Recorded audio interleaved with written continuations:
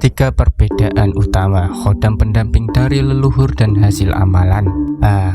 Untuk sobat semua, bagaimana cara kita membedakan antara khodam leluhur dan hasil amalan?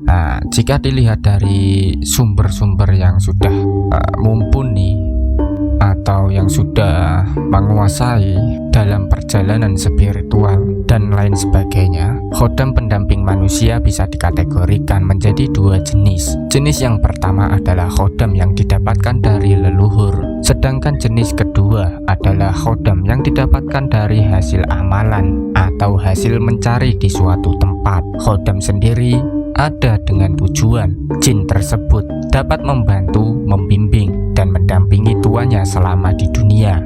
Tapi perlu digarisbawahi bahwa baiknya ketika kita belajar itu dengan guru atau adanya guru. Jadi di waktu thalabul ilmi kita bisa mencari guru dahulu, karena yang namanya jin itu tidak bisa dikatakan untuk membimbing atau intinya membantu. Sekiranya membantu pasti ada hal-hal yang lain yang pastinya dia akan minta, entah itu kapan. Intinya tidak ada yang gratis di dunia, itu tidak ada yang gratis. Itu buat angan-angan saja. Jadi sebelum melakukan atau mengamalkan itu dipikir dahulu. Walaupun kita sudah memiliki tujuan, tapi dipikir dahulu. Khodam pendamping ini kental dengan kekuatan khususnya. Semisal khodam seseorang menjelma sebagai prajurit yang memiliki keahlian bertarung cukup handal, maka kekuatannya akan dialirkan untuk tuannya, terutama dalam keadaan mendesak. Sementara untuk jenis kedua, khodam jenis kedua tersebut memiliki perbedaan yang sangat signifikan. Apakah kira-kira perbedaannya antara jin khodam yang didapatkan dari nenek moyang atau leluhur dengan jin khodam hasil amalan? Kali ini insya Allah kita akan bahas. Yang pertama, memiliki energi lebih. Salah satu ciri utama seseorang yang memiliki khodam pendamping adalah memiliki energi lebih. Hal ini berlaku untuk kedua jenis khodam, baik itu dari leluhur maupun khodam hasil amalan. Yang saya katakan di sini dan yang dikatakan di sini, bagaimana perbedaan yang mendasar pada keduanya? Jika khodam tersebut didapatkan dari warisan leluhur, maka energi yang diberikan akan jauh lebih terkontrol. Hal tersebut terjadi karena energi dari khodam tersebut cenderung sudah sesuai dengan keluarga. Sedangkan energi dari khodam hasil amalan ialah perlu penyesuaian yang cukup lama karena energi dirasa asing oleh tubuh. Meskipun kekuatannya kuat ataupun hebat, khodam dari keturunan cenderung stabil dan bisa dikontrol. Sebaliknya, khodam dari hasil amalan sangat sulit dikontrol meski kekuatannya belum terukur. Bagaimana kok bisa seperti itu? Ya memang dikarenakan yang namanya khodam amalan, ya kan, dari amalan itu kan kita mendapat sesuatu kelebihan yang kita inginkan.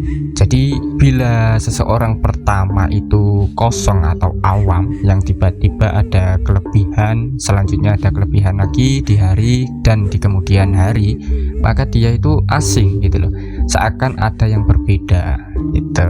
Dan yang kedua, garis keturunan sudah pasti energi positif dan akan setia. Manusia memiliki siklus kehidupan yang berubah-ubah. Misalnya hari ini sangat ramah, esok harinya sangat pemarah. Hal demikian wajar karena faktor hormon.